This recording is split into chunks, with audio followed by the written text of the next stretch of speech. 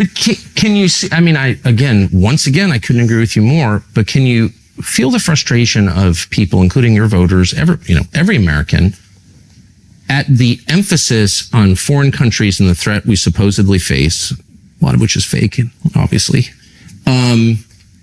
over the kind of slowly unfolding tragedy of what's happening to our country?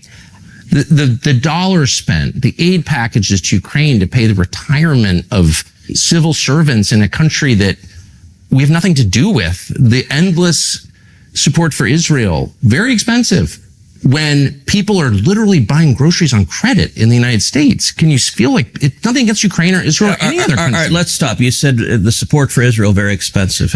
How much support do we give to Israel? Well, you tell me, you vote for it. Yeah, it's about $3 billion a year is the military assistance. Mm-hmm. Is that the only assistance? Yeah, we just have military assistance. Israel does not have additional assistance. There's an MOU, a memorandum of understanding, and it's $3 billion a year. So what is it costing to support the bombing campaign to protect Israel right now from Iran? So I don't know right now, but I'll tell you this. Let's go back to the touchstone on foreign policy, American interest.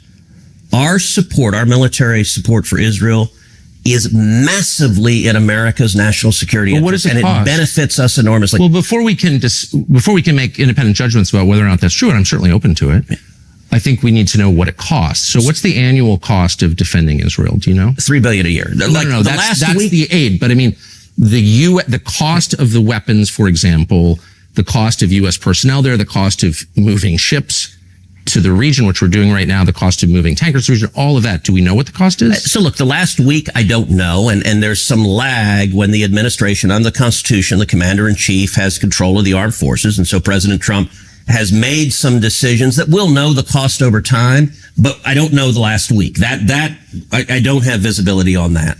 The annual cost is $3 billion. It's a 10-year memorandum of understanding, and that's the principal driver of the cost. But let me make a point. We get massive benefits from Israel. Israel shares the Mossad is one of the best intelligence sources on the planet. The enemies of Israel, the people who hate Israel, they all hate us. It's almost a perfect overlap.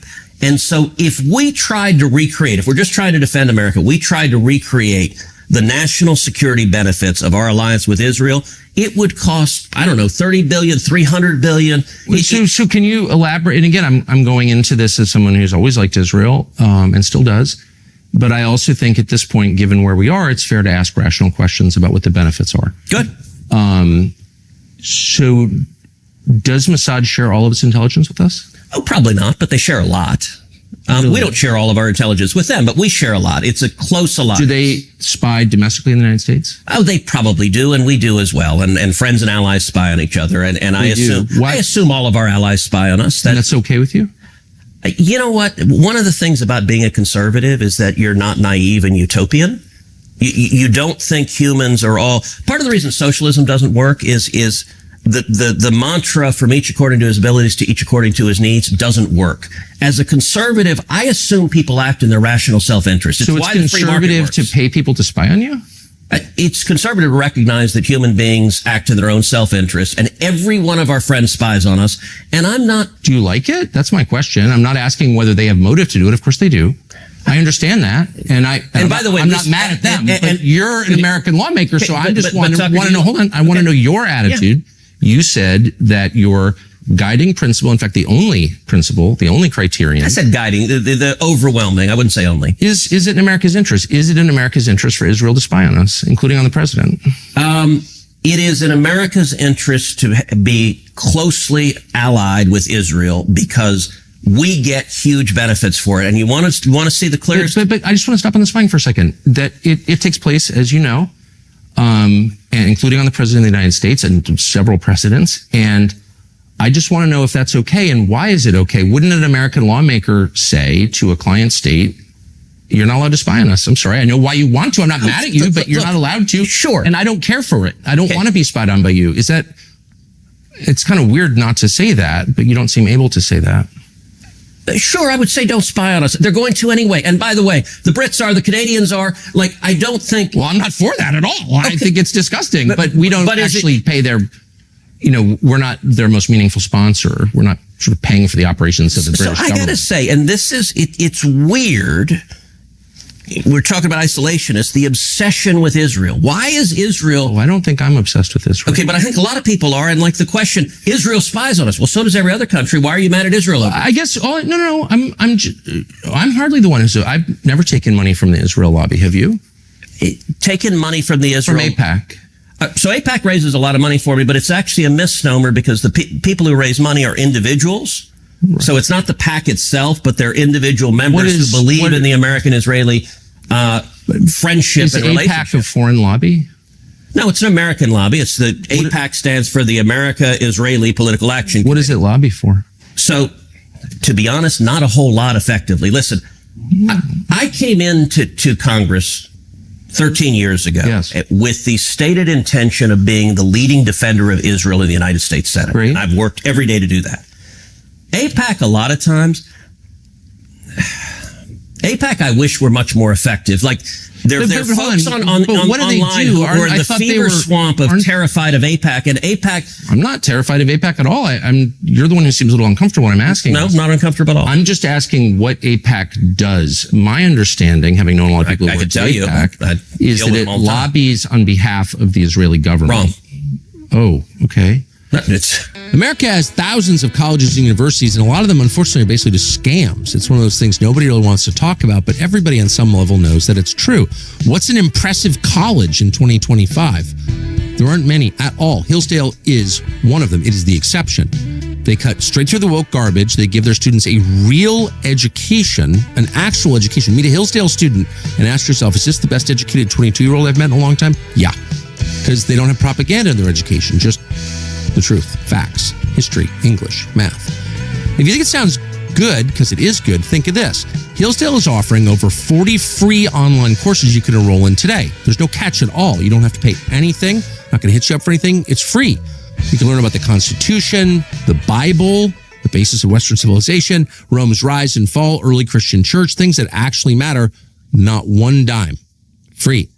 They have a new class called Understanding Capitalism that teaches Americans basic economic ideas, describes our own system, a system that is falling apart. A lot of people want you to hate, but for 250 years has been the best and most productive in the world. You'll understand the basis of our economy from founding till president. Hillsdale not afraid to preach the message our country has forgotten, which is freedom is good, Christianity is good, markets are good, and they make this country better by raising well-educated students.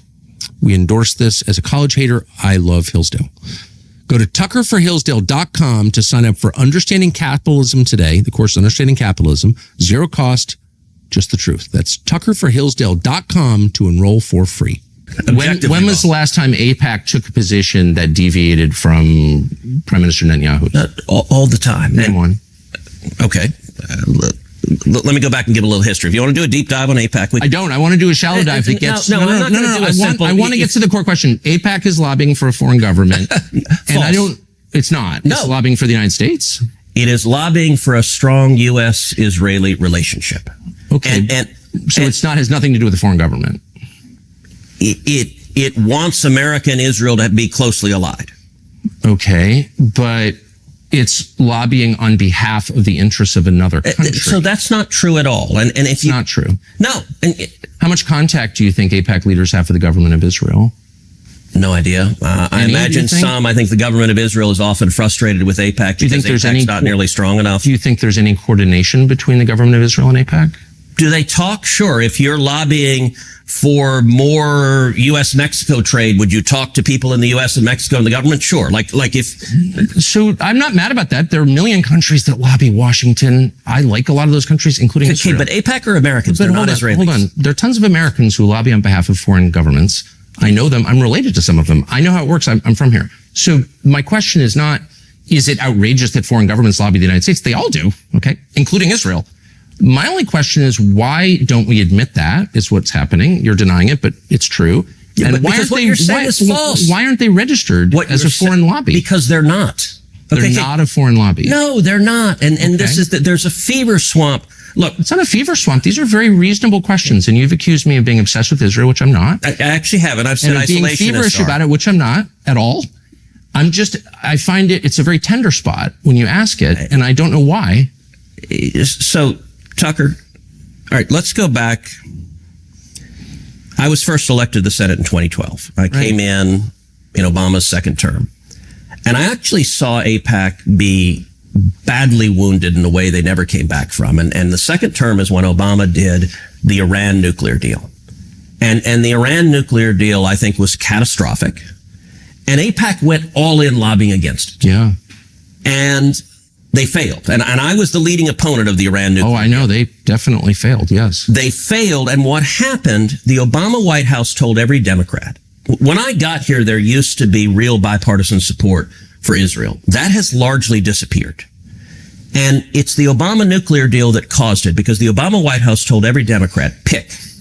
You either stand with Israel or you're a Democrat and you stand with the Obama White House. And almost every single Democrat member of Congress said, I'm a Democrat first, to hell with Israel. And then I watched as AIPAC, every one of those Democrats got reelected and AIPAC did nothing about it. And it dramatically reduced AIPAC's influence. I agree. I watched it happen. And by the way, I told AIPAC, I said, look, the analogy, if the NRA was supporting a bunch of politicians and cared about the Second Amendment, and you had politicians that vote to confiscate people's guns, and the NRA turned around and raised money for the people who voted to confiscate guns, you know what? No one would ever care what they said again. So you're making the case that AIPAC is not as powerful as people say it is, and I completely agree with you. I've watched that, and I'm not making the case that AIPAC is all powerful and they're running everything and putting fluoride in the water. I'm not making that case at all, because it's not true. I'm only trying to get to the question of what AIPAC is, and I don't think you're being straightforward about it. AIPAC is lobbying on behalf of the interests of a foreign country, and they're not registered. And you're saying, no, that's not true. You're saying that they don't coordinate with the Israeli government. Of course, I coordinate. Do they talk with them? I don't know what they do. I can But tell why you. don't you care? Isn't it meaningful if a foreign government... Hey, I talk with Israel all the time. I talk course you do. with Of course you foreign do. countries all the time. But the law is, and a lot of people have been prosecuted under this law, that if you are lobbying on behalf of foreign government, you must register. That's it. It's really simple. And I don't know why, if I'm working for Malaysia or Qatar or Belgium, and I'm working on behalf of its government's interests through a group of Americans who are representing the friendship between those two nations, I have to register under the Foreign Agent Registration Act. And if I don't, I can go to jail. And people have gone to jail, including people I know. Okay. So I don't understand why we don't just be honest and say they're lobbying on behalf of a foreign government. They're coordinating with the government. You know that that's true. That is not only not true, that is false. They're not coordinating with the Israeli government. Do you know how AIPAC raises money What? for elected officials? Like what they do, like what the actual mechanics is? I get it. I mean, they go to people who are sympathetic to Israel and raise money and then send it to candidates who wrong. agree with them. So what they'll do is, so in my last election, AIPAC endorsed me. And they'll host a fundraiser. And they'll host a fundraiser in Dallas or Houston or Atlanta or New York or LA. And they'll do a fundraiser and they'll get someone who will host it. And it's usually a business owner, lawyer, doctor, someone who hosts it. And you get typically at an AIPAC fundraiser, 30, 40, 50, maybe 100 people who live in that city. Right. Who care about a strong U.S.-Israel relationship. Yeah. And if they have, 50 people, each of them writes $1,000 check and you raise $50,000. Yeah, I've been to an AIPAC Okay. fundraiser. I know what it looks like. But that is not, and by the way, there's no representative of the Israeli government there. You have, when you're in Dallas, This you're is meeting such a with. false and silly conversation. I know all this. The question is are AIPAC's goals shaped by the goals of the Israeli government to any extent? Okay, that's a really different simple from question. lobbying on behalf of. It's a simple question. Are AIPAC's goals shaped by the goals of the Israeli government? And I'm just going to ask you a question straightforwardly. And if you say no, I think we both know that's not true. Hey, are they shaped by? Is that Are they coordinating with the Israeli government? Are they talking to with them? represent Yes. the Is Israeli Israel government? directing them? You want to talk about FARA, the law on lobbying on behalf of someone? Yeah. It is, I hire you and you lobby on behalf of me. I direct you. Does Israel direct AIPAC? No, they are not lobbying on behalf of them. Or do they care about them? Yes, but. Or do you think that it's just interesting because what you're now describing in a very defensive way, I will say, is foreign influence over our politics. No. And you began, and it's so transparently obvious to everybody. I don't know why you would be embarrassed of it. You've said that you are sincerely for Israel. I believe you. I don't think you have some weird agenda. You seem to be sincere. By the way, Tucker, it's a very weird thing. the obsession with Israel, when we're talking about foreign It's countries, hardly an obsession. you're not talking about Chinese, you're not talking about Japanese, you're Why? not talking about the Brits, you're not talking about the French. The question, what about the Jews? What about the Jews? Oh, I'm an anti-Semite now. Senator, you're asking the question, Tucker. You're asking, why are the Jews controlling our foreign policy? Senator, That's what you just I am asked. hardly saying that, and I have That is exactly what you just said. Well, actually, I can speak for myself Good. and tell you what I am saying. Good. On behalf not simply of myself, but on of my many Jewish friends who would have the same questions, which is to what extent, and it's interesting you're trying to derail my questions by calling me an anti-Semite, which you are. I did not. Of course you are. And rather than be honorable enough to say it right to my face, you I'm are sitting- in a sleazy feline way implying it or just asking questions about the Jews. I'm not asking questions about the Jews.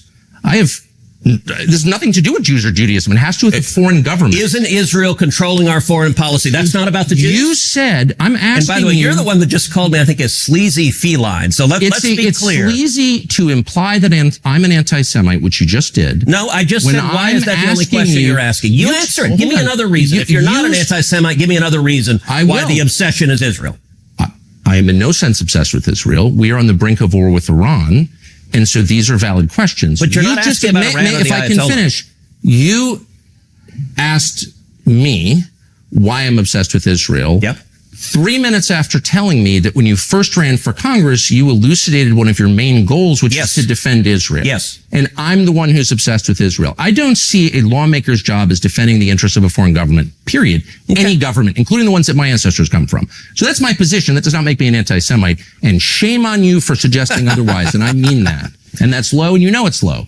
So why don't you just answer my questions I'll answer in a any straightforward, question you'd rational like. way? You certainly have the IQ to do it. So Shame on you is cute, by the way, Tucker. it is. It's not cute. I'm offended. You're I'm obsessed with the Jews. You just told me You that just called me a ran- sleazy feline. It is sleazy to imply that I'm an anti-Semite for asking questions about how my government Do you is want to run. count how many questions you asked about? What about the Jews? What about Israel? What about I never AIPAC? asked about the Jews. This has nothing to do with the Jews, whatever that means. This has to do with a foreign government. And once again, shame on you for conflating the two. They have nothing to do with each other. I'm talking about the influence Israel of and foreign- Jews have nothing to do with each other? All Jews, or an attack on all Jews, which I am not, nor would I ever be undertaking now. I'm not attacking anybody. By the way, that's who Iran wants to kill, is all the Jews and all the Americans. And I'm totally opposed to that. Okay. But now, because Except you don't want to do specific anything about it. decisions need to be made. We can talk about those decisions. And I plan to. Good. But I just want to get a sense of whether you think, having described yourself as an America First person whose only criterion for judgment on foreign policy is America's national interest, to what extent you're influenced by a foreign government, which gives you a lot of money through its lobby. And you're claiming this has nothing to do with the foreign government. They're not coordinating. Yes, they're spying on us, but it doesn't bother you. And I'm sort of wondering, like, what is this? This is one of the weirdest All right, I'll tell conversations you I've ever had. I'll tell you what, and I'll answer any question you like, but let's try to. Are you going to call me an anti-Semite again or no? Let's try to ratchet down the temperature a little. You're the one who went to motive. I'm asking honest questions. I'm Just asking questions. Yes, that's it. That is what I'm doing.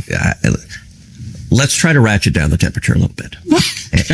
Picture the house of your dreams. Maybe it's got an outdoor pool, a huge front porch, an inviting fireplace for a cold winter's night. No matter what you prefer, there's little doubt that an American flag waving out front enhances the whole thing. What better way to welcome your guests than with a flag outside your home? But wait, there's a problem. The American flags you're likely to buy at some big stores were made in China. An American flag made in China? Come on. Pure Talk, America's wireless company, believes every American deserves an American flag that was made in America. And that's why they're determined to give an allegiance flag, the highest quality American flag, to 1,000 veterans in time for summer. Pure Talk is using a portion of this month's sales to honor Flag Day and provide these American flags to American veterans. With plans from just $25 a month for unlimited talk, text, plenty of data, you can enjoy America's most dependable 5G network while cutting your cell phone bill in half for real. Go to puretalk.com/Tucker to support veterans and to switch to America's company. Wireless from Pure Talk. And did you ever see an Eddie Murphy movie called The Distinguished Gentleman? No. It's this great movie. It's actually a fun comedy about politics. And Eddie Murphy in the movie is a con man who gets elected to Congress. And he's literally a con man who, the congressman dies, he has the same name, and so he runs and they get elected. And there's a scene in the movie where Eddie Murphy is a freshman member of Congress, and he's sitting down with a sleazy lobbyist. And he's asking the lobbyists, all right, what should my positions be on, I think they were talking about power plants and electrical transmission lines. And the lobbyist's like, well, what do you believe? And Eddie Murphy's comment said, I don't care. Whatever gets me the most money. I'll do whatever gets me the most money. And the lobbyist says, no. Pick a side. Doesn't matter what you pick. If you pick one side, we'll go shake down everyone who supports that side and they'll give you money. If you pick the other side, that's fine. We'll just go to the other side and shake down that. That's a little bit the way it works. And you often get leftists in the media who say, for example, if you support the Second Amendment, as you do and I do, well, you're just bought and paid for by the NRA. And that actually is backwards. I believe in the Second Amendment because I believe in the Constitution. Now, am I proud that the NRA supports me? Sure, because people who care about the Second Amendment want to support leaders who fight for it. But it gets it backward. Look, AIPAC, when I ran for the Senate, AIPAC didn't support me. I supported Israel before they supported me. I'm happy to have their support because they share my objective. No, but you're missing it. I'm not suggesting that you're bought and paid for. I'm not saying that. I want to go back and take sincere. I want to go back and take the transcript because you just said a minute ago, I'm slightly paraphrasing, but are you lobbying for a foreign government because they pay you a lot of money? That's basically what you said. So you are suggesting that. Let me just be clear about what I think. Your views seem totally sincere. Yes. You take money from people who agree with you. Yeah. I believe that. I even take money from people who disagree with me. I'm only trying to get to the question of to what extent is the U.S. government influenced by other governments? And it's a lot. Of course. It's hardly just Israel. It's hardly just Israel. I don't think Israel's the main one. There are lots of governments. China is a massive influence on this city. And it's a huge problem. As you know, I couldn't agree more. And there are lots of other. The UK, which is a truly sinister place, in my opinion, as a ethnic Brit, I can say. I think that's my view. Maybe you disagree. I think they're on the wrong path. I love the Brits, but their government without even getting into that. I'm just saying I don't think Israel's the only one. But it's the only one where you're instantly called an anti-Semite for asking questions. And it's also the only government that no one will ever criticize. And people criticize Israel every minute of every day. Like the only government that people will not criticize, Rashida Tlaib just tweeted out calling Benjamin Netanyahu a war criminal. Rashida Tlaib? No, you said no one will criticize. No, I'm talking about Republicans that I would vote for, including you. And I'm saying, whatever. I don't even like talking about Israel. What I care about, I never do because it's not worth being called anti-Semites from AIPAC recipients. But now we're on the verge of joining a war, and I just want to be clear about why we're doing this. All right, so, and let's get into Iran momentarily, but you suggested it was a strange thing that I said a minute ago that when I came into the Senate, I resolved that I was going to be the leading defender of Israel. And what you didn't ask is why. So let me tell you why. No, you said I was obsessed with Israel, and you had just told me that your driving motive to get to the Senate was to defend Israel. I'm like, I don't think I'm the one who's obsessed with Israel. Okay. I don't even think about Israel. Tucker, words matter. Uh-huh. And you know that. I said I resolved to be the leading defender of Israel, and you said your driving motive, the reason you're in the Senate. You want to be the leading defender of Israel. I would think if I ran for Senate, I'd be like, there are people dying of drug ODs on the street. My driving motive is to fight for Texas and America, and to fight for jobs, and to fight for the Constitution. And you played a very, very careful word game of eliding You're the one who said it, not me. So you still haven't asked why, but I'm going to tell you why. Okay. And the reason is twofold. Number one, as a Christian, growing up in Sunday school, I was taught from the Bible, those who bless Israel will be blessed, and those who curse Israel will be cursed. And from my perspective, I want to be on the blessing side of things. Of those who bless the government of Israel? Those who bless Israel is what it says. It doesn't say the government of, it says the nation of Israel. So that's in the Bible. As a Christian, I believe that. Where is that? I can find it to you. I don't have the scripture off the tip of my, you pull out the phone and use the Google. It's in Genesis, but so you're quoting a Bible phrase. You don't have context for it. And you don't know where in the Bible it is, but that's like your theology. I'm confused. What does that even mean? Tucker. I'm a Christian. I want to know what you're talking about. Okay. Where does my support for Israel come from? Number one, because biblically we're commanded to support Israel. But number two, hold on. Hold on. You're a senator, and now you're throwing out theology, and I am a Christian, and I am allowed to weigh in on this. We are commanded as Christians to support the government of Israel? We are commanded to support Israel. And what does that mean, Israel? We're told those who bless Israel will be blessed. But hold on, define Israel. This is important. Are you kidding?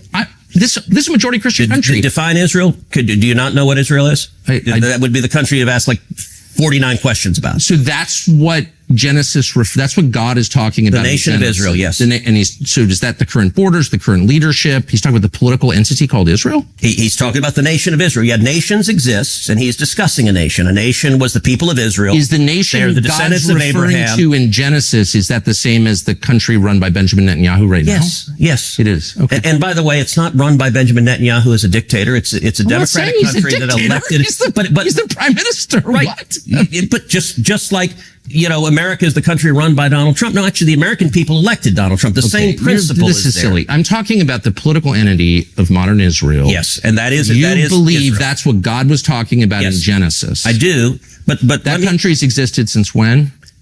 for thousands of years. Now, there was a time when it didn't exist, and then it was recreated just over 70 No, but years ago. I'm saying, I think most people understand that line in Genesis to refer to the Jewish people, God's chosen people.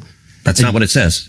Okay, Israel, but you don't even know where in the Bible it is. So I don't know if we can. I don't remember the scriptural citation, but okay, I keep. It's like Genesis 16 or something like that. But yes, it's in the earlier part of the book. But the point is, All right, Tucker, you keep it's a interrupting me little- before I finish my it's just sentence. important to know what you're talking about. I don't know what so you're saying as a Christian, if I No. believe in Jesus, I have to support the modern state of Israel? No, I'm not saying that.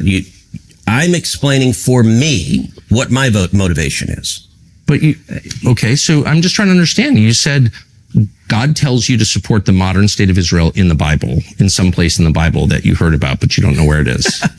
That's your theology? You're going back. Am I a sleazy feline again? I mean, If you don't accuse me of be so- anti-Semitism again, I will say that, but I don't think you will. Try to be a little less condescending. I'm trying to have a I'm not being conversation. condescending. You're throwing this stuff out, and it's my job to figure out what you're talking about. Okay, but I don't understand. But you're not letting me. Okay. I'm sorry. I want to be polite.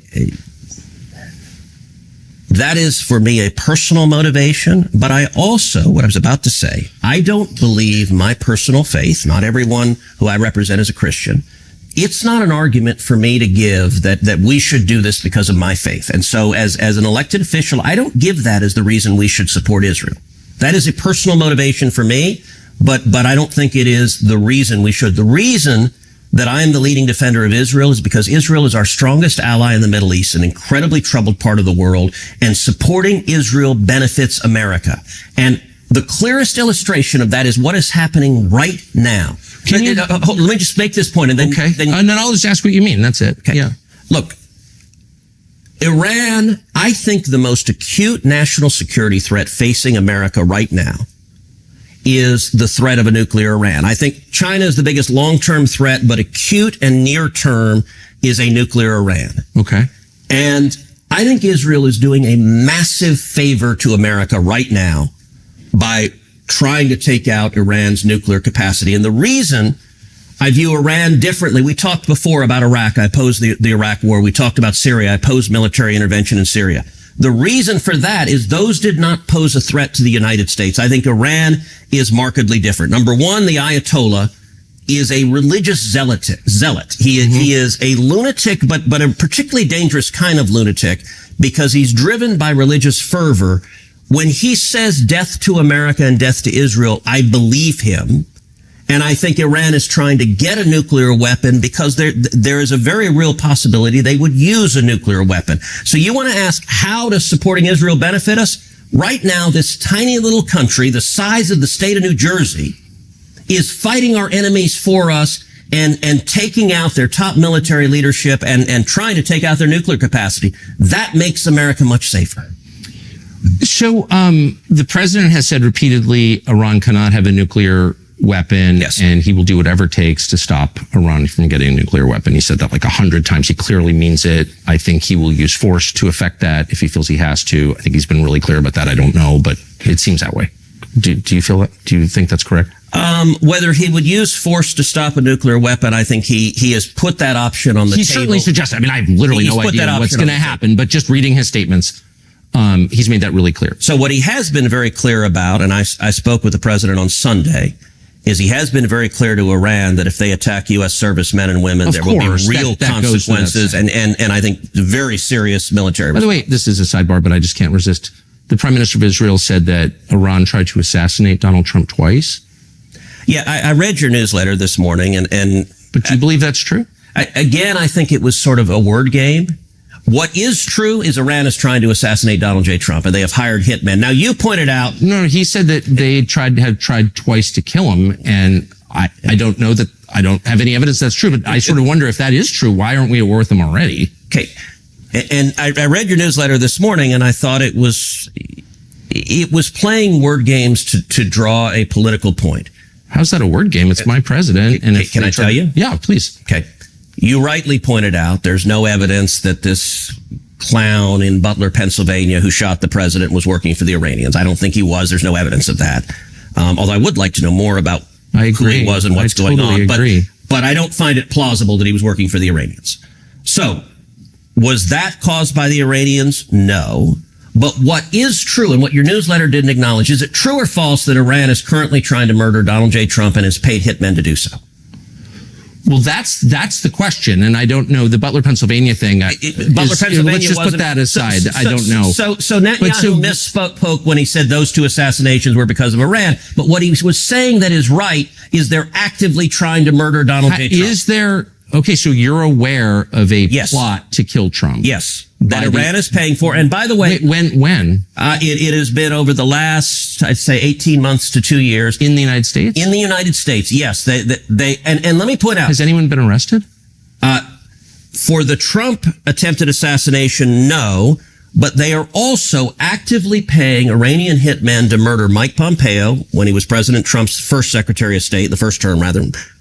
John Bolton, when John Bolton was National Security Advisor to President Trump, and a guy named Brian Hook, who was Assistant Secretary of State. Right. During the Biden administration. Wait, but hold on. Can we go back to Donald Trump because he's the president? No, it's a big deal. What do you mean? When no one has been arrested for these assassination attempts on Trump. Yes. They've hired hitmen. How do we know that? All right. Let me break it down. People have been arrested. So the reason I brought up Pompeo, Bolton, and Hook, who are under active assassination attempts because of their service in the first Trump administration, under the Biden administration. They say that. I've never seen any evidence of it. Can I give you the evidence? Well, let's just stick with Trump. No, because these are interrelated. So let me make a bloody point. Under the Biden administration, the State Department was spending $2 million a month providing security for Pompeo, Bolton, and Hook. And they did arrest Iranian hitmen at John Bolton's apartment complex who rented, I think, the apartment next to him and were actively trying to assassinate him, and they went and arrested them. So yes, they caught Iranian hitmen. Now, it so happens Iran's not very good at it. And so they are actively trying. And in fact, during what about Trump? He's the president. If there's a plot to kill Trump by the Iranians. Okay. So you dispute that the Iranians are trying to kill Trump? Of course. I mean, that's the most important question. The Prime Minister of Israel just said there have been 2 assassination attempts against Donald Trump by the Iranians. And I think it's a very fair question. Maybe you disagree to ask, what are you talking about? Okay. And I agree with you that he misspoke. So there weren't those 2 attempps? There were 2 attempts, but the clown in Butler, Pennsylvania, and the other guy on the golf course were not connected to the Iranians. That's the part that he misspoke. But by the way, when you speak all the time, occasionally, what he said that was accurate is that Iran is actively trying to murder Donald J. Trump and has paid hitmen. Okay, that's fine. And he was conflating it with the 2 attempts. I understand. But I just want to pull that thread because it's so important. I voted for Donald Trump. I campaigned for Donald Trump. Yeah. He's our president. And we're on the cusp of a war. So if there's evidence that Iran paid hitmen to kill Donald Trump and is currently doing that, where's that? Like, what are you even talking? I've never heard that before. Okay. Where's the evidence? Who are these people? Why haven't they been arrested? Why are we not at war with Iran? That's a great question to ask. How do you know that that's true? We know that it's true because we have been told that by the military and our intelligence community for the last 2 years. We meaning who? Congress has and the public. I mean, we've had multiple testimonies. I can send you testimony. Do we know the names of the people or where this happened or what they tried to do to kill Trump? We have not apprehended an Iranian hitman trying to kill him. We know that Iran is trying to do so. In the United States? Yes. And by the way, like Iran... This just seems like a huge headline and you're acting like everyone knows this. I didn't know that. Iran put out a whole video about murdering Trump. Right. But I've never heard evidence that there are hitmen in the United States. I mean, trying to kill Trump right now, we should have a nationwide dragnet on this, and we should attack Iran immediately if that's true. Don't you think? No. If But they're trying to assassinate our president, they have been for 2 years. then They why are aren't we enemies. at war with them? Well, we are trying to Why don't we just nuke Tehran if they're trying to murder our president? There's nothing that you could do that would be worse for the United States than murdering Trump. And I just don't Amen. I understand agree with why that. you're not calling for the use of nuclear weapons against the Ayatollah right now. I'm serious. If you really believe they're trying the to use murder of nuclear weapons. See, whatever that's part it of the takes. problem of. So what do you mean? It's, You don't seem to take the allegations seriously. I do. If you believe they're trying to murder Trump, we need to stop what we're doing and punish them. Can I ask something? And I mean this sincerely. So, all right, 20 years ago, you were, I think it's fair to say, in the interventionist world, you were a vocal, Big time. You Big were time. a vocal defender of the Iraq War. I was a promoter of the Iraq War. And you now, and I look, I think you were mistaken. I think you were mistaken. That's okay. Look, people change and learn, and that's part of the journey of being human. Your views have moved, though. In my view, they've gone way too far the other end. And so I'm just totally wanna ask confused. why. I'm saying, hold on. Wait, this is one of the weirdest conversations I've ever had. I'm saying if it's true that Iran is trying to murder Trump, we need to move militarily against Iran immediately. That's not isolationism. That's the most. That's a cult of violence, which I am calling for. If we believe that Iran is trying to murder our president, we need to strike Iran. Okay, but And then isolationists you're say things like, well, then just nuke them, which is what you just said, which is kind of a weird... Because I'm upset, because I'm taking you seriously. You don't take your own statements seriously. I take my statements very seriously. So I've asked you, where's the evidence this is true? And you said, well, they're trying to assassinate Brian Hook or something, which I'm against, by the way. I'm against hurting any American, period, no matter... So you dispute that they're trying to murder I'm not disputing Hook, it at Pompeo, all. and Bolton? I'm not disputing I it mean, at they all. literally arrested the hitman with Bolton. I don't know why that's even relevant. I'm asking about the president of the United States. Wait, it's not relevant that not Iran hired relevant. hitmen to murder cabinet members in Trump's administration? That doesn't go to I've how already credible said is it that they're I'm willing to spend money to do totally that. opposed to that. It's awful. I am against killing anybody, actually, and Okay, I'm especially not. foreign government. Okay. I'm asking about your allegation and the Prime Minister of Israel's allegation that And let me that be clear, Iran I'm is trying to emphatically for murder the killing our enemies. president. Killing terrorists is a good thing. Killing people who are trying to murder Americans is a good thing. Because if you're America first, you want to protect America. And so killing Osama bin Laden was a fantastic But you don't day really for the believe world. that they're trying to murder Trump, or Yes, I do. Yes, I do. Then why aren't you calling for military action against Tehran right now? Because they're not very effective. In terms of hitmen, their hitmen are not very effective. I do think... So they're hitmen, but not the bad kind, the efficient kind? No, what are you saying? They're a weak country who is on its knees, and I think we need to... Then why are we so afraid of them? Why are they the biggest threat if they're a weak country that's on its knees? Because they're trying... I'm trying to keep track. They're trying to develop... Be a little less snarky. I know, you're right. That is a problem that I have. I'm sorry.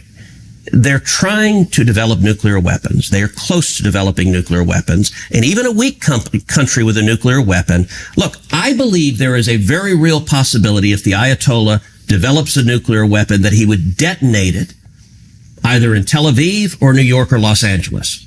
And that would be utterly catastrophic. And That's I don't know for what the sure. chances are of that. Let me compare and contrast Iran to North Korea. Wait, can I just ask one last question Sure. about trying to You kill can ask the any- president? You sincerely believe, you promise, that right now the Iranian government is trying to murder our Yes. president. Yes. You sincerely believe right now. Absolutely. And yet you are not calling for military action against the government that's trying to murder our president. Can you explain that? I don't think they're very effective. I do think we should, by the way, America is You're willing to take that risk? I think we should protect the president and we should take out our enemies. Well, aren't Israel they, is doing that right now. but aren't they? Why would we outsource And by it to the way, Israel if your they're first trying question to? was, why would are we you have for Israel regime do it? change? That's a pretty good example of why I'm for regime change. Okay, so you're saying we should just go in and take out the government of Iran. No. Why would we outsource it to Israel if they're trying to murder our president? Okay, you sound like the isolationist. What I'm saying on any military judgment is there needs to be a cost-benefit analysis of what are the risks versus what are the benefits. In this instance, I think it is enormously in America's interest to do what Israel is doing right now: take out Iran's senior military leadership and take out their nuclear capacity. That is benefiting America, and it is a good risk reward. I would oppose invading Iran and putting boots on the ground to topple the government. If the risk got severe enough, I would support that, but I think the relative risk is not severe enough to justify that step at this time. What I would absolutely oppose under any circumstances is invading Iran and then staying and trying to turn them into a democracy. And part of where Iraq really went off the rails is not only did we topple someone who was fighting radical Islamic terrorists, who was a bad guy, but then we tried the vision of interventionists. It actually overlaps with the vision of a lot of Democrats. Let's go promote democracy in the world. I agree. And it is our military's job to kill the bad guys, to defend America. It's not their job to defend international norms. It's not their job. So I have zero desire for the U.S. military to turn Iran into Switzerland. Look, would it be nice if they suddenly became Switzerland? Sure. If I could wave a magic wand, great. But I'm not going to send your kids or my kids to be in front of guns to go make that happen. Well, bless you for that. I think that is the lesson that I learned from Iraq. I promoted that war. Apparently, unlike you, I was dumber. And I think that you just articulated the main lesson of it, which is it's hard to do that, and we're not good at it. But I will, and so we are agreeing on that. I will say as a vehemently agreeing. As a corollary, that doesn't mean that horrible, evil dictators are okay. And going back to Reagan and the Cold War, we have lots of weapons. I am happy to highlight the brutality, the oppression, the human rights abuses of regimes, even though I don't want to invade them, because I think the bully pulpit of American leadership is really powerful. And I think dictatorships are terrified. So I've spent 13 years in the Senate. One of the things I do frequently is highlight dissidents in Iran and North Korea and China. In Venezuela, people are being tortured. Miriam Ibrahim in Sudan, who was sentenced to 100 lashes and then to be killed for the crime of being a Christian. And I repeatedly went to the Senate floor and shined a light on the government of Sudan. It was corrupt. It was evil. I practically begged Barack Obama, say her name. Ultimately, I felt that way with the J6 prisoners. Yeah. Look, yes. Look, there is power to speaking out. And ultimately, Obama never did say her name. He would not say her name. Ultimately, there was enough international condemnation. The government of Sudan let her go. And so she was not executed. And I met her. So she had a 2-year-old son, Martin, and she gave birth to a little girl named Maya. And she was in leg irons in prison waiting for the death sentence. They were not going to kill her until she gave birth. And they told her, we will not kill you if you will renounce Jesus. And she refused. And I met her. She was in D.C. speaking at a conference after she was released, obviously. And I asked, she's a tiny woman, very small woman. I asked her, I said, when you were in that prison cell with your kids, how did you have the strength not to just give in to despair? I mean, I've never been threatened with murder unless I renounce my faith. And she just said to me with a real peacefulness, she said, Jesus was with me. And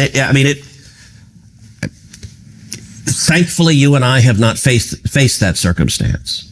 But I do think there is a responsibility. There's still time. There is, and I hope we don't.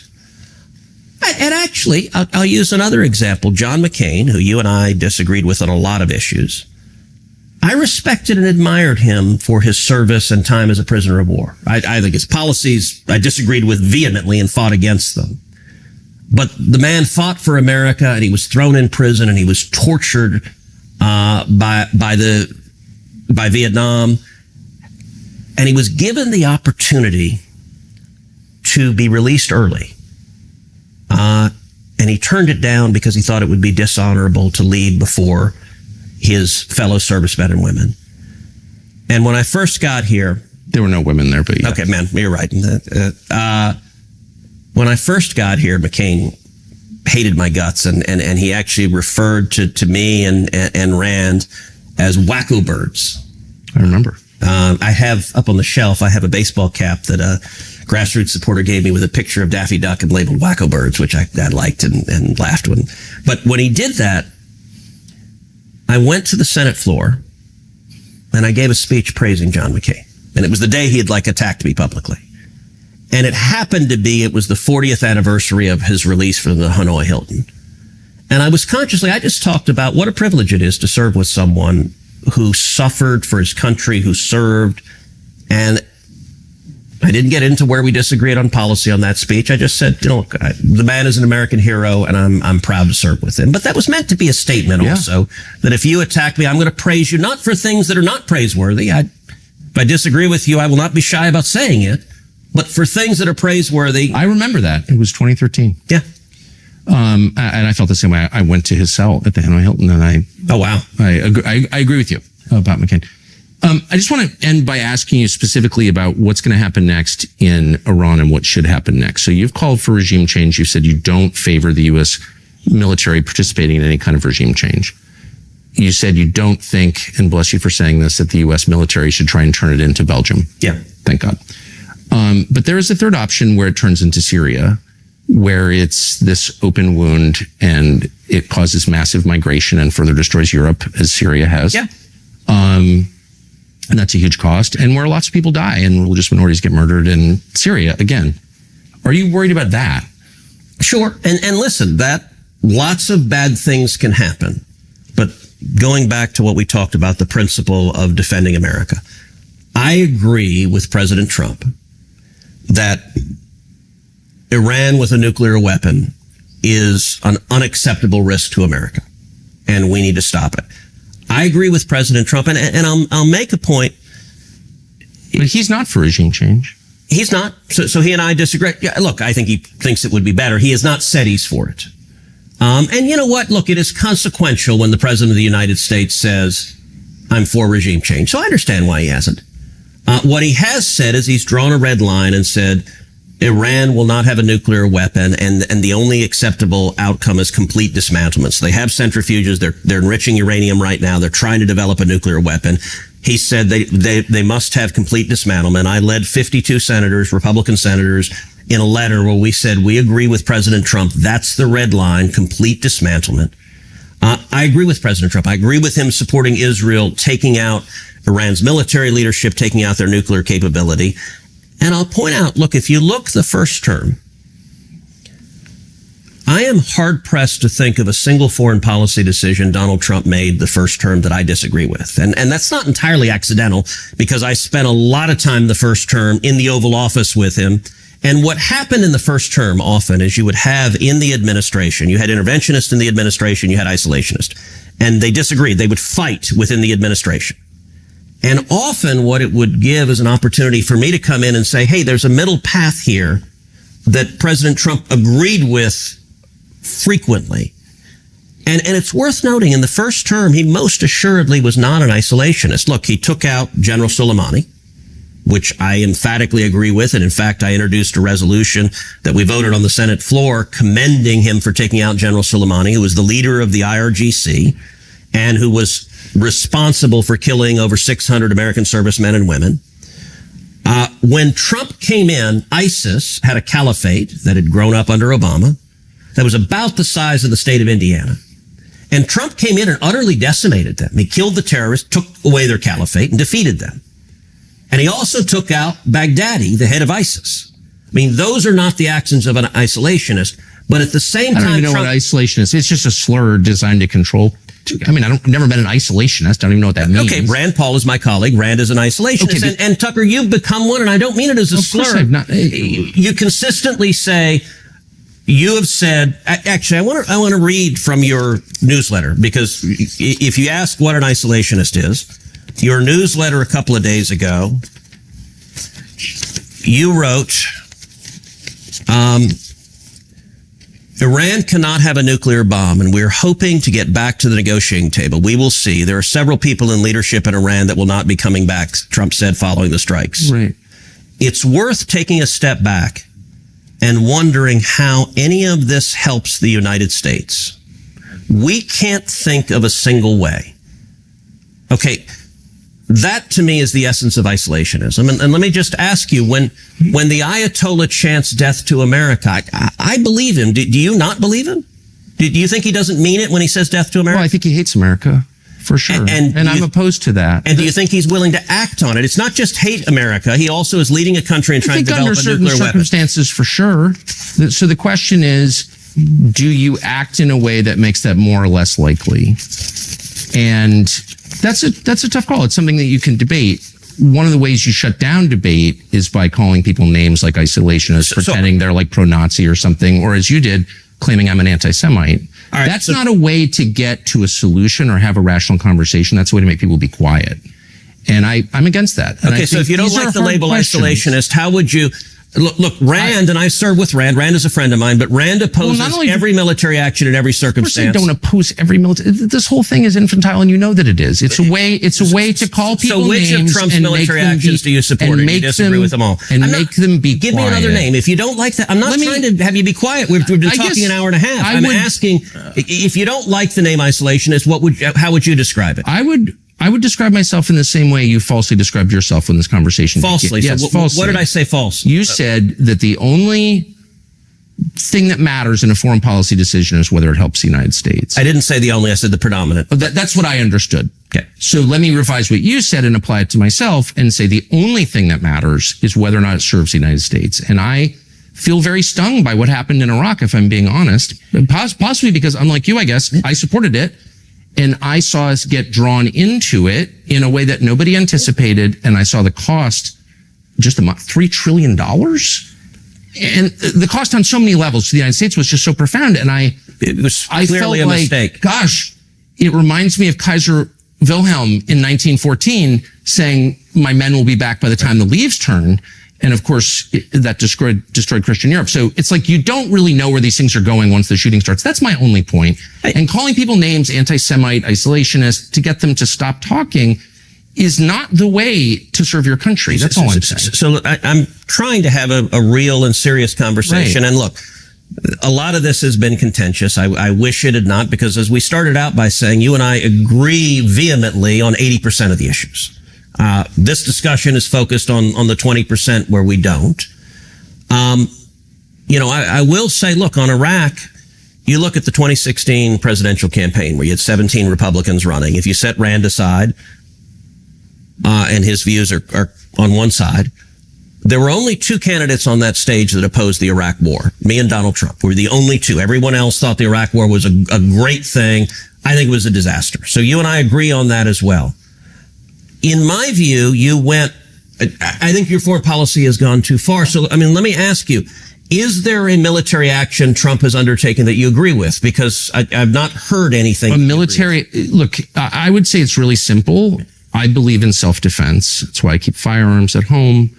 I think it's morally justified to defend yourself, your family, your property, your nation. And so to the extent that you can deter a threat through violence always being the least appealing choice, violence always being, if I can finish, being a tragedy, I think you can justify the use of violence in self-defense. That is my personal view. And that applies to me and to the country that I live in. Those are my views. That's not an isolationist view. It's not an anti-Israel view. It's not an anti-Semitic view, with apologies. It is, I think, a pretty common sense view. But my problem is that lawmakers in Washington are light on detail with these things, and they speak, as you do, entirely in moral terms. These people are bad. These people are... I'm not speaking entirely in moral terms. I'm not interested in killing bad guys. I'm interested in killing people who are trying to kill us. If we had... That's different. I'm not engaged in morality. Are you now? Because you told me that the government of Iran is presently trying to assassinate Donald Trump. And then you that said... is undisputed. There's literally nobody who disputes that fact. Then why don't you support military action right now against Iran? We are engaged in military action right now. Why don't you support offensive military action? We're bombing the crap out of them. Israel is, and we're supporting them. Israel is. Okay. So why shouldn't the U.S. military defend its own president? I don't understand that. Look. And it goes back to... Because you don't really believe it's true, that's why. Nobody disputes it, Tucker. Did you land on the moon? What other conspiracies do you not believe? Was 9/11 an inside job? What? So I've asked you the names of these people. I don't know the names of the Iranian hitmen. I know it because the U.S. military and the intelligence agencies have testified before Congress repeatedly. And what did they say? That Iran is trying to murder Donald Trump and has hired hitmen. Do I know the name of the hitmen? No, I'm sorry. And I don't think we do either, because we would apprehend them if we knew their names. Then why don't you take it seriously enough to support killing the Ayatollah in response to protect our president? But you don't. This doesn't even make any sense. And you're calling me an isolationist. If I believed that was true, I would support military action against the government of Iran. Okay, that's interesting because there is literally... You can't kill our president. All right, out of 535 members of Congress, I am not aware of one who disputes that Iran is trying to murder Donald J. Trump. That's not even the looniest Democrat doesn't dispute that. So I don't... You're saying if you believed what is, I think, a fact that they are trying to. You think it's a fact? Yes. What is the fact exactly? That they've hired hitmen. In the United States? Yes. Americans? Yeah, he's not in Iran. So they haven't hired hitmen. No, but are they the hitmen American? I don't know. Oh, okay. I'm telling you what, and by the way, I'm not the CIA. I'm not the Department of Defense. I'm telling you what they have told us. I'm not disputing it. I'm merely saying we are. That I'm not. I'm saying the logic train has a massive hole in it. If you believe that's true, then you should, by definition, support killing the people trying to kill our president. But you don't support that. Now, Tucker, so I'm wondering what's going on here. Tucker, you took offense to the word isolationist, and I genuinely don't mean it as a pejorative. I disagree with it. But if you don't like that term, I don't know how else to describe what is a coherent foreign policy that says we're surrounded by two giant nations. By the way, isolationism has long been a school of foreign policy. I believe in self-defense. I'm not but not into the slurs, the anti-Semite stuff. I just don't like that. I'm telling you what I believe. But is there a single military action Trump took that you agree with? So did you agree with taking out General Soleimani? Oh, I don't know. It turned out better than I thought, I guess. I mean, you said at the time it would lead us to World War III. I was worried about it. I've seen that.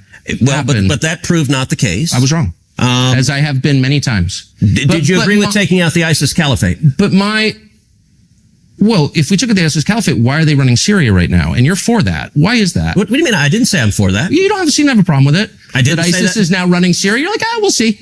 No, I did. Look, I mean, I know why. By the way, I didn't push Assad out. Assad toppled.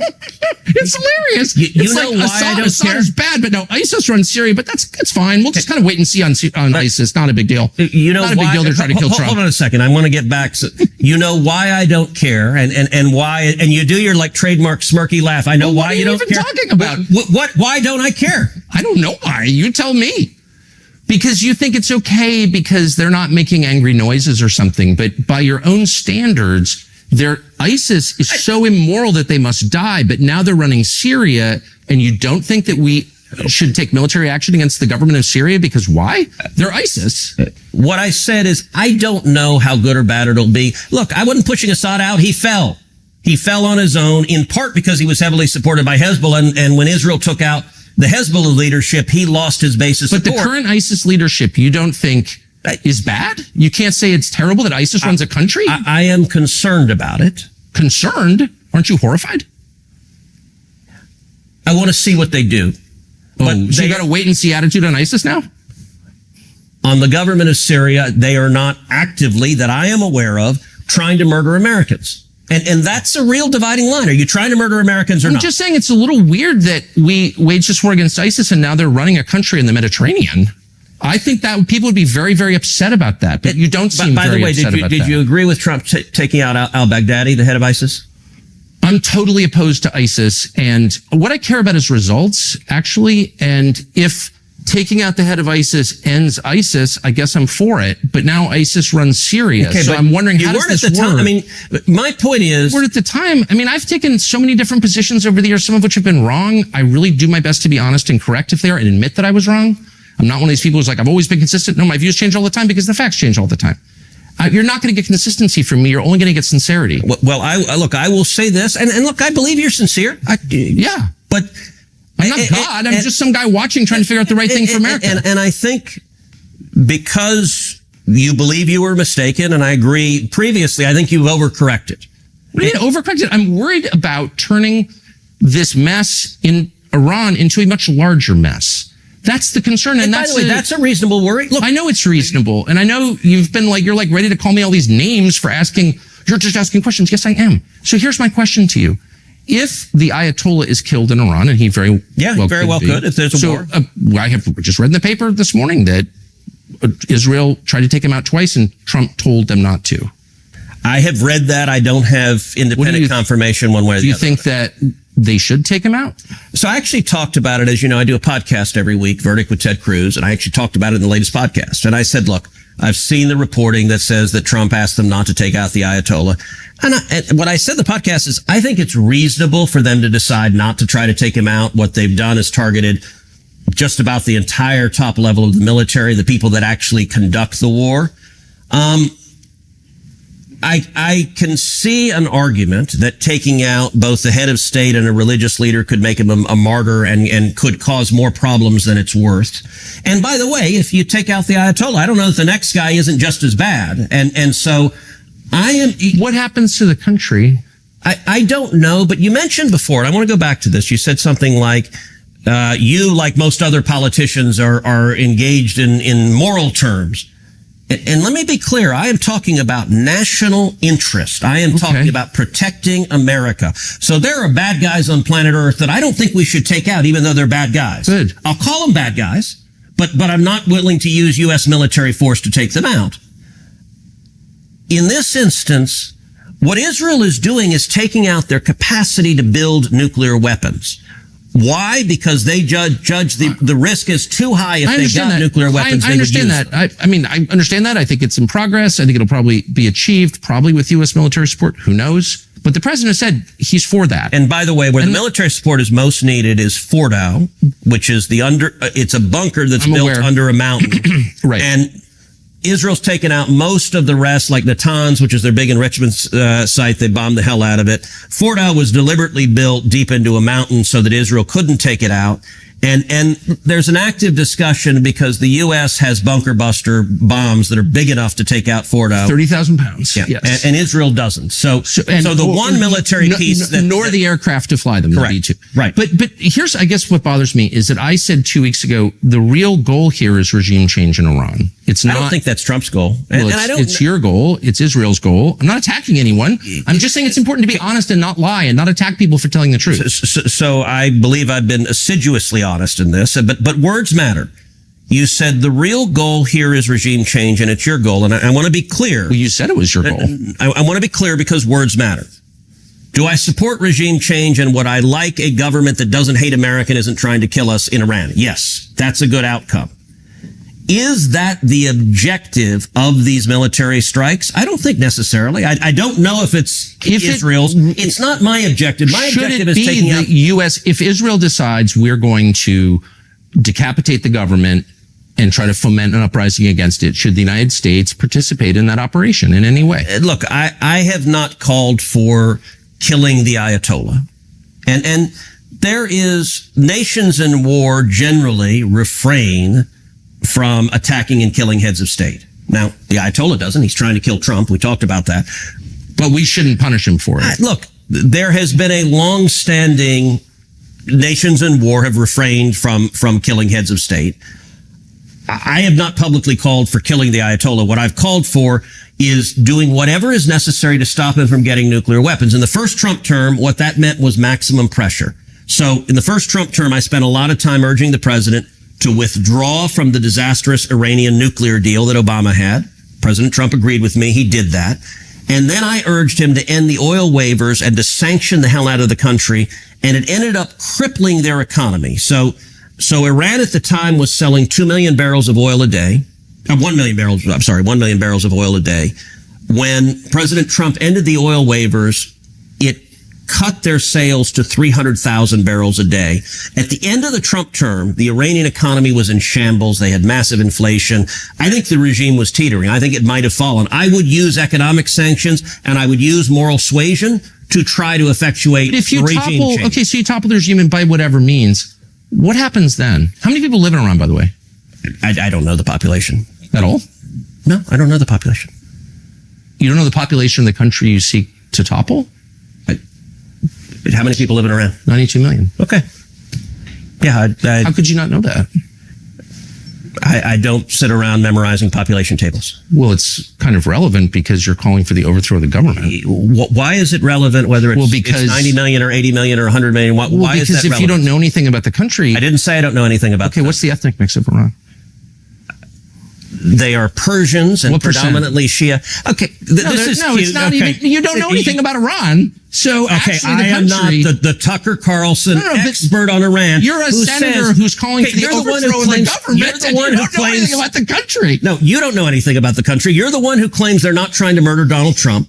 No, You're the I'm one not who, saying that. who can't figure out I'm if it was a saying good you idea to don't kill believe- General Soleimani, and you said it was bad. believe they're trying to murder Trump. Yes, I do. Because you're not calling for military strikes against them in retaliation. And if you really we're believe that, carrying out military strikes today. you said Israel was. Right, with our help.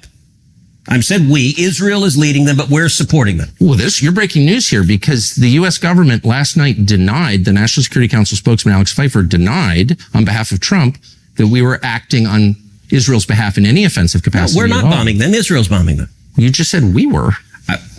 We are supporting This is Israel. high stakes. You're a senator. If you're saying the United States government is at war we're- with Iran right now, people are listening. Okay, we are not bombing them. Oh, okay. Israel is bombing them. And hey, why do you do the snide? Oh, okay. What do you mean? Because this is super high stakes stuff. This is a huge country that borders a lot of other important countries. A lot of the world's energy comes from there. So let me you ask don't want another disaster. You don't want to be Tucker, reckless. the Ayatollah refers to Israel as the little Satan and America as the great know. Satan. Do you believe him when he says it's the great Satan? course Do I you believe- think? of course I Do you believe think if him. the Ayatollah could murder both of us right now that he would? I do. I believe him. Okay, I assume no good faith on the part of the Ayatollah. No, not and if good your faith. implication No, is like it's not I'm good pro faith. Ayatollah or No, something. No, it's not good faith. It's that Just saying, you're a it- lawmaker. You're a powerful person in Washington. This is the most powerful country in the world. If you're calling for toppling in government, it's incumbent on you to know something about the country and to think through the consequences of that. And you haven't, and you don't. And I'm saying that's I haven't reckless. thought. Okay, you engage in reckless rhetoric with no facts. And to be clear, I'm not calling for the you put out overthrow of a newsletter. government. You are. put out a newsletter attacking Donald Trump and calling him complicit. never I can attacked read you. Donald Trump. Yes, you have. And by I the way, campaigned for Donald Trump. Okay, yes, And this is and- and- after anti-Semitism, this is the last refuge. You're an anti-Semite and you hate Trump. Okay, I love Trump. I will read. You put out a whole newsletter saying Trump has All right. abandoned America first. And here's what Trump said in response. Well, considering that I'm the one that developed America first and considering that the term wasn't used until I came along, I think I'm the one who decides that. For those people who say they want peace, you can't have peace if Iran has a nuclear weapon. So for all of those wonderful people who don't want to do anything about Iran having a nuclear weapon, that's not peace. That was Man. directed at you. Man, you got me. Busted. No, I'm just saying. Look, my views. Look, I like Trump. I campaigned for Trump. I know Trump. I talked to him last night. I'm not against Trump, and you know that. But you're against his foreign policy. I think that we should be very careful about entering into more foreign wars that don't help us when our country is dying. When you say And our don't country help is us, dying. Look, yes, focus on our country. I'm all for it. But the naivete. You don't even know how much money this costs. You don't know anything about the country whose government you want to overthrow, and you're calling me reckless. I want to stop a lunatic who wants to murder us from getting nuclear weapons Fair. that could kill millions of Americans. Fair. You say, I can't see how that benefits America in any way. That is bizarre. And by the way, bizarre. isolationism, your foreign policy is the foreign policy of Jimmy Carter and Barack Obama. Oh, absolutely. And it doesn't work. Yeah, I'm a big leftist. This is so silly. I'm Jimmy Carter and Barack Obama. Okay. Let me just say one last thing. So how is your foreign policy different from Jimmy Carter's? Seriously. Please. But I asked that question seriously. I don't even know what you're talking about. Jimmy Carter? So What century is this? I am the product of the last 25 years, watching carefully, being involved in the periphery, and I see an unending string of foreign policy disasters that have impoverished and hurt our country. unending string. An unending string. They would include Afghanistan, Iraq, Libya, Syria, and our inability to stop the Houthis, by the way, in Yemen, which exposes us as weak, and I grieve over that. So these are failures. You helped preside over some of them as a member of the Senate. What failures, foreign policy failures, have I presided over? Well, we were unable to beat Russia in the war that you supported against Russia. You've been spending the last 3 years telling us that Vladimir Putin is evil and we're going to beat him with other people's children, and 1 million of those kids are now dead. You've never apologized for that. That was a full failure. By the way, look, the level of number of falsehoods you lay out just in one statement are rather You haven't stunning. supported the war against Russia? Are rather stunning. So the war against Russia was caused, which I have explained at great detail, by Joe Biden's weakness. But you It was- supported the war. If you want to talk, we can talk Russia and Ukraine. I'm happy to talk about it. Do you think that's been a success? No, it's been an absolute disaster. Okay, but you supported it. Shouldn't you apologize? No, you should apologize. I'm not For going what? to engage in the demanding of apologies. So I'm going to. I'm like, that's my point. Is all these failures and no one ever says I'm sorry. Matter, or do you just throw out you? If you want to talk, we can talk. Okay, I do. I want to know why that seems like a true disaster for the United States. You have supported it. Do you believe Joe Biden's weakness caused the war in Ukraine? I think Joe Biden's aggression caused it. His aggression? What aggression? He demanded that Ukraine join NATO. How does that help the United States? It is a terrible idea, and I have vigorously opposed Ukraine joining NATO. Okay, so that's what caused the war. No, it's not. Okay. All right. Do you want to know what caused the war? Look, you do the dismissive. You're not actually interested in facts. You're like, okay.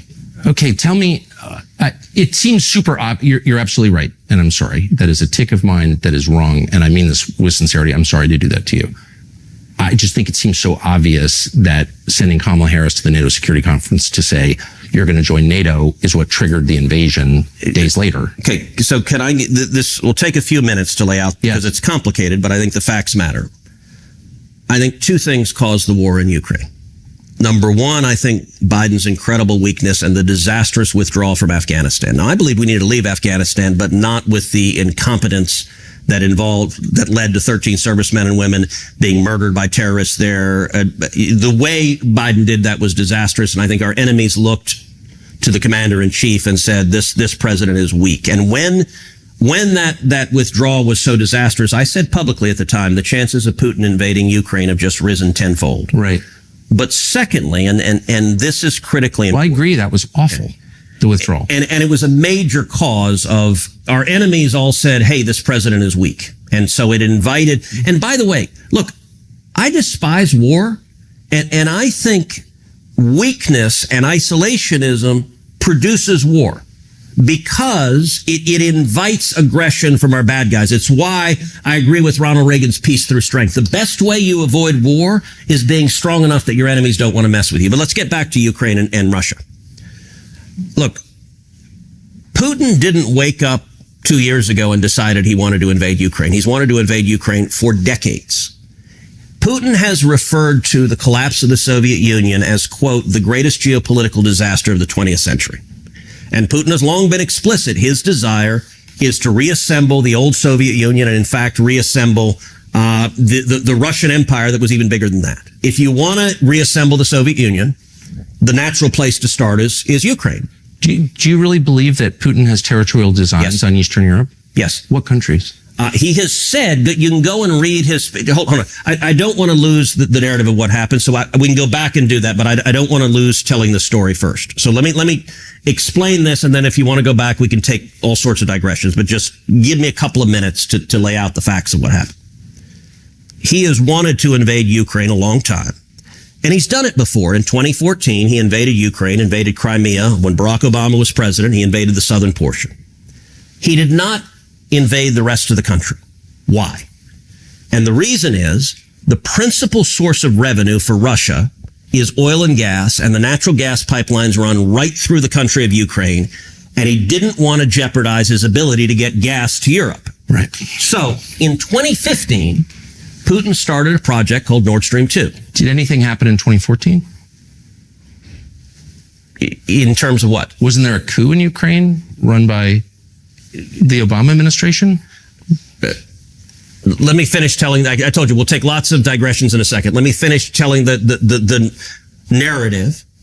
2015, Putin began building Nord Stream 2. Nord Stream 2 is an undersea pipeline that runs from Russia to Germany. The entire purpose of Nord Stream 2 is when it was completed and turned on, it would let Russia circumvent Ukraine and get its gas straight to Europe. In 2019, Nord Stream 2 was almost complete. And the conventional wisdom in Washington was, this is terrible, but there's nothing we can do about it. I didn't believe that. So I drafted sanctions legislation that was targeted to stop the pipeline. My legislation passed the Senate with overwhelming bipartisan support. It passed the House, and Donald Trump signed it into law. Can I just ask, why wouldn't you want Germany to have cheap energy? Because it empowers Russia. And I believe in making our enemies weaker and our friends stronger. Has blowing up Nord Stream made Germany stronger? Not being dependent on Russia has made Germany stronger. Just you think Germany is stronger now than it was 4 years ago? I think not being dependent on Russia. Germany has all sorts of problems, and many of them are domestic to their own politics. Hold on, let me finish. I'm trying to. No, but what you're saying, it doesn't. Germany seems so much weaker now that its energy costs have spiked and the manufacturing sector is collapsing because of that. Let me finish. I'm focused on America's interest. I don't want Russia stronger because I believe Russia is our enemy. You and I disagree on that. We can talk about that. But I want our enemies weaker. I don't want to go to war with Russia, but I want our enemies weaker. I don't want Europe dependent on Russia. I don't want Putin rich with oil and gas revenues and able to invest in his military and pose a threat to America. So the sanctions legislation that I authored, it passed. Putin stopped building Nord Stream 2 literally the day that President Trump signed my sanctions legislation into law. He signed it, if I remember right, at 7 p.m. on a Thursday. Putin stopped construction at 6:45 p.m. So the sanctions legislation worked, and it killed the pipeline. The pipeline lay dormant for over a year, just a hunk of metal at the bottom of the ocean. Joe Biden came into office. He was sworn in on January 20th, 2021. Putin resumed deep-sea construction of Nord Stream 2 4 days later, January 24th. He did so because Biden had foreshadowed weakness on this issue. That foreshadowing was accurate because several months later, Biden formally waived the sanctions on Nord Stream 2 and let Putin complete the pipeline. In January of 2022, I forced a vote on the Senate floor to reimpose sanctions on Nord Stream 2. The week of the vote, President Zelensky in Ukraine publicly called on the Senate, please pass this sanctions legislation. It is the last best hope of stopping Russia from invading Ukraine. At the same time, the government of Poland put out a formal statement from the foreign ministry to the Senate, calling on the Senate to pass my sanctions legislation, and said, if you do not, Putin will invade Ukraine. The day of the vote, Joe Biden came to Capitol Hill. It's the first time in his presidency he had done that. He went to the Democrat senators' lunch, and he personally lobbied them on this issue, not any other issue. This was his number one issue that he came to lobby them on. They came out of that lunch. Every Democrat had voted with me twice against Nord Stream 2. 44 Democrats flipped their vote. They voted in favor of Russia, in favor of Putin, and 4 weeks later, Russia invaded Ukraine. That was the direct cause of the war. And if Trump had been president, there would be no war in Ukraine. So may I ask, I, of course, disagree with your analysis completely, but I want to be respectful. Okay. And so tell me what you disagree with. It's such a long conversation. I've spent the last couple of years on this, and I just respectfully disagree with your analysis, but I don't doubt your sincerity that you believe that Putin is our enemy, that Western Europe should not be allowed to use Russian energy. I mean, you seem to really believe these things. My question is about results, because I think it's relevant to what we're seeing now in Iran. You look back after having you personally voted to send billions and billions and billions of U.S. tax dollars to Zelensky to support his civil service in the war against Russia and all this stuff. Can you say that what you did worked? So I can say what I did personally, sanctioning Nord Stream 2 worked and prevented a war. And if Trump had still been there, if the sanction had been in effect, there would be no war. I'm in favor of avoiding wars. But once the war broke out, you voted to fund it to the tune of billions and billions and billions. And to be clear, and did that work? Okay, to be clear, what I voted for the initial tranche of funding, and then I voted against the subsequent one. So it hasn't worked. So I've been in between. I haven't been on the full Ukraine, full-throated hawk side or the anti from day one. I voted for the initial tranche of funding because I wanted Russia to lose. I think the Biden administration administered it in a horrible way. I think they wasted a ton of money. And I think what they did was actually incoherent because they were funding both sides of the war. I was very vocal and among other things, flooding $100 million to Iran, which was used, among other things, to help the nuclear program, but also to make drones that Russia used to fight. Okay, so here's my concern. I'm not going to defend the Biden administration. Really did a lot to wreck the United States. Yeah, the most damaging administration in history. At the end, where we sit now, Russia is stronger. It's closely allied long-term with China. I don't know that Russia's stronger. I don't think that's right. Okay. I think it's pretty obvious that it is, but it's certainly not destroyed. And it's allied long-term with China. Maybe that look. That there's no doubt Biden's foreign policy drove Russia into the arms of they have China, and treaties that's with China. Okay, concerning. okay. They also have a long history of animosity. Western Europe is weaker and more in debt. The United States is weaker and much more in debt. Look, hold on. So you and I are agreeing on a lot. We're agreeing. Here's my question. Have you questioned any of your previous assumptions? Did you play any role in this at all? Are you responsible at all? Of course, and like you Like, said, what have you learned? like you said you've changed your mind. Yeah, a lot. I voted for the first funding of the Ukraine war, and I voted against every subsequent funding stream because it wasn't working. And I looked at what was happening and said, this is not working. And had the money been spent in an intelligent way and not wasted, and had it been successful, I might have been willing to fund more. But it wasn't successful, so I voted no. And the war is going to end. Look, President Trump campaigned on ending the war. I think he's frustrated because Putin has been less than eager to reach a deal to end the war, but it's going to end. You're not going to see another Do you dollar think coming from Zelensky Congress. wants to end the war? I think Zelensky has behaved horribly. I think his Oval Office meeting will go down in history as the worst Oval Office meeting of any leader that has ever come to the Oval Office. I think he behaved like a pompous ass. And I think he is unrealistic. I think Zelensky spends his time with Nancy Pelosi and Chuck Schumer in the New York Times, and he believed he was going to the Oval Office as a resist figure. And I think he's doing real damage to his country right now. You described him many times as a hero. I don't recall ever using the word hero. I will do. say, look, I'm not a Zelensky cheerleader, and I'm not in the business of saying everyone we support has to be a saint and everyone we oppose has to be a villain. I'm not in the morality game. I'm in the U.S. interest game. Why did I want Nord Stream 2 stopped? Because it would strengthen Russia, and Russia's our enemies. It's entirely U.S. interest. Did you support the industrial sabotage against it, blowing it up? So I think you believe America did that. Is that right? Of course. Okay, I think the chances of that are zero. You think Russia did it? No, Russia- I think Ukraine did it. Okay, so Do you I don't know. So I don't know who did it. In terms of the theories that have been put out there, the idea that Russia blew up their own pipeline never made any sense to me at all. That just I can't even articulate why they would do that. The idea that Biden did that. Look, I could see it being in U.S. interest to do that, to blow up Nord Stream 2. I just think Biden was too weak. I don't believe Joe Biden. But did are that you order. in? I guess you in. So that leads The Norwegians, the Ukrainians, NATO, whatever. Look, that Same- leads me same to, difference. you know, who benefits? And it leads me to think either the Ukrainians blew it up or Ukraine's allies. I don't think Biden did because Biden was so weak, I don't think he would give the order. I find that implausible. But you're in favor of it. Look, I was in favor of stopping it. I think blowing it up was a good thing. So I'm supportive of that, but I don't think America did that. I don't think Biden gave that order. But in I general, could see Trump giving that order, but he wasn't in office. yeah. And you think that the largest act of industrial sabotage in history helped our allies in Western Europe or other fellow NATO members? Look, I got to say, I don't understand. For some reason, you are really invested in defending Russia, and I don't get that. I'm not attacking you with that. I'm genuinely I don't get why you're so passionate about defending Russia. Actually, I was defending Western Europe, the home of my ancestors, and that, tripling their energy costs and destroying their industrial base. Not like. You just accused me of being an anti-Semite, an isolationist, and a Russia lackey. I've not called you a neocon once, which you are, but I haven't That's said absurd.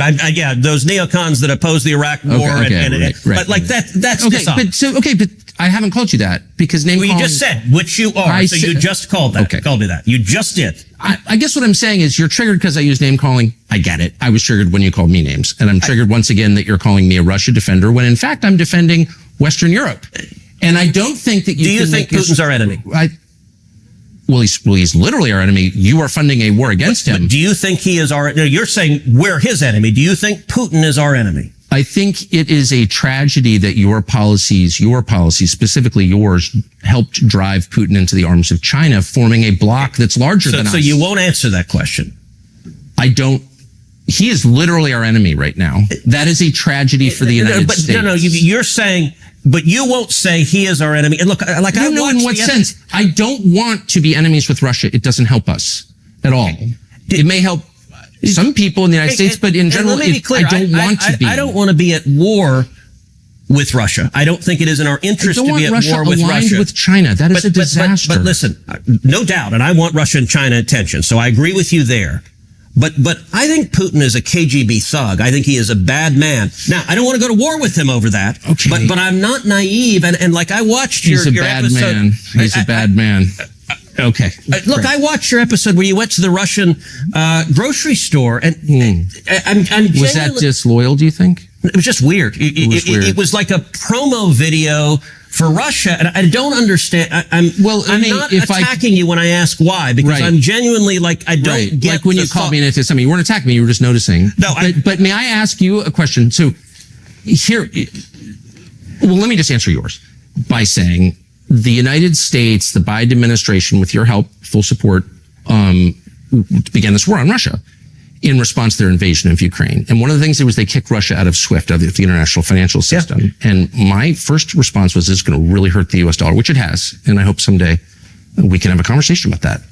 It's really, really hurt the one thing that we needed, which was to retain dollar supremacy. So I was interested in the economic condition. By the way, that's a reasonable point and a serious conversation. I'm aware. And but I can agree with you. Like, no, but I was accused of being, I think it's weird that you went to a Russian grocery store and said it was prosperous. No, my point is. It looked like a commercial. It looked like a commercial. Isn't this wonderful? No, it was an argument against the efficacy of sanctions.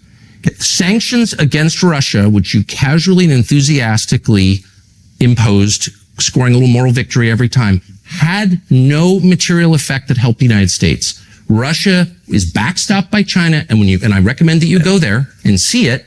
It is way nicer than Washington, D.C. Way nicer. To me, that's a tragedy. I was horrified and angry at my leaders, including you. It's like, I want to live in a country that's nice, with low food costs and no homeless people. All right, I don't understand why that's too much to ask. So do Instead, I get wars with Iran. No, I just want lower food costs. How's that?